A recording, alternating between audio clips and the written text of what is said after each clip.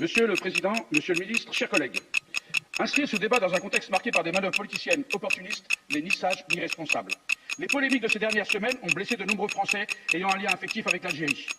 Ces femmes et ces hommes, véritables ponts entre nos deux pays, ont éprouvé une légitime indignation. Quant aux nombreux Algériens qui vivent, travaillent et contribuent à la richesse de la France, beaucoup se sont sentis stigmatisés, instrumentalisés et méprisés. Je pense notamment aux médecins algériens qui représentent la première nationalité étrangère exerçant dans les hôpitaux français et qui font fonctionner un système de santé à bout de souffle. Obsession de l'extrême droite et désormais du gouvernement, l'accord de 68 cristallise toutes les tensions. Cet accord a pourtant été révisé à 3 reprises. À chaque fois, Alger a répondu favorablement, permettant une collaboration constructive. Ces évolutions ont toujours eu lieu dans la discrétion, loin de toute agitation médiatique et dans un esprit de respect mutuel.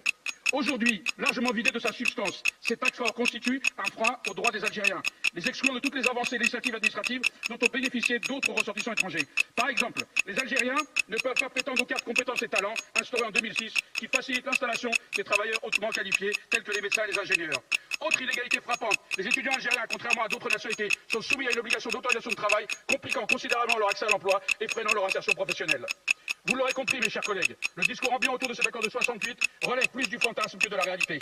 Il y a d'un côté la propagande politique et de l'autre le droit, comme d'ailleurs nous l'a rappelé le tribunal administratif de Melun.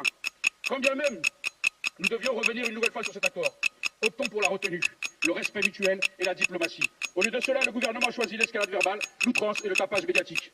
Ainsi, nous voyons une frange de la classe politique française, soucieuse de ses ambitions personnelles, sacrifier l'axe Paris-Alger sur l'autel de calculs électoralistes à courte vue. Cette surenchère a libéré une parole algérophobe qui se traduit par le mensonge, la menace et un négationnisme historique indigne de notre époque. Depuis plusieurs semaines, nous assistons à une dérive inquiétante. Pensant à tort que la polémique fait une politique, voire une géopolitique, des membres du gouvernement affirment que la colonisation de l'Algérie aurait eu des aspects positifs.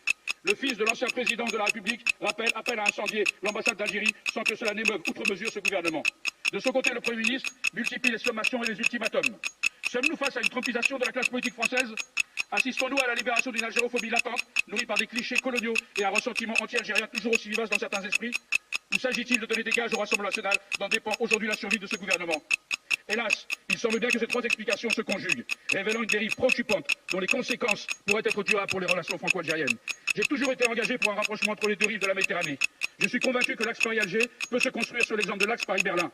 Mais cette relation doit être fondée sur la vérité, la justice et le respect mutuel. Pour cela, il faut cesser cette reconnaissance mémorielle au compte-gouttes dictée par des calculs politiciens du moment. Car l'histoire ne s'efface pas, elle ne se maquille pas au gré des opportunités électorales. Elle doit être assumée dans sa globalité avec courage et lucidité. Clémenceau lui-même, pourtant homme de son temps, dénonçait déjà les massacres commis en Algérie en déclarant « Nous avons rempli l'Algérie de ruines et de cendres, nous avons à répondre de milliers d'hommes massacrés ». Ce constat dressé il y a plus d'un siècle reste d'une actualité criante face aux tergiversations de notre pays sur son passé colonial. Il est temps enfin que certains réalisent que le seul bienfait de la colonisation fut la décolonisation. Ne vous en déplaise. Mes chers collègues, nous approchons dangereusement du point de non-retour. Hier, nous nous sommes brouillés avec le Mali. C'était, nous a-t-on dit, la faute du gouvernement malien. Puis est venu le tour du Burkina Faso, du Niger, du Sénégal et du Tchad. Là encore, la responsabilité en a tombé, selon certains, au gouvernement de ces États africains. Aujourd'hui, c'est avec l'Algérie. 2 hypothèses s'imposent. Soit nous sommes des génies incomplis, détenant seuls la vérité face à un continent entier, soit nous avons un sérieux problème dans notre manière d'aborder nos relations avec les nations africaines souveraines. Car pendant que nous accumulons les brouilles et les malentendus, d'autres avancent. D'autres pays conscients des mutations du monde travaillent à bâtir des relations équilibrées, fondées sur le respect mutuel et le principe du partenariat gagnant-gagnant. Je ne vous parlais pas du plan Mattei d'Italie. L'Algérie accueille près de 450 entreprises françaises sur son territoire, tandis que plus de 6 000 autres profitent des exportations françaises vers ce marché. Dans ce battage politico-médiatique, avons-nous mesuré l'impact potentiel sur ces entreprises et les milliers d'emplois qu'elles génèrent?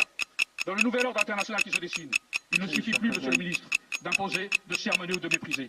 Il faut écouter, comprendre et construire des alliances solides. Si nous persistons à voir l'Afrique comme un théâtre où nous seuls dictons les règles du jeu, nous ne ferons que précipiter notre déclassement. Le monde change, les rapports de force évoluent et il serait temps d'adapter notre logiciel diplomatique avant qu'il ne soit trop tard. Merci. C'est fini. Merci.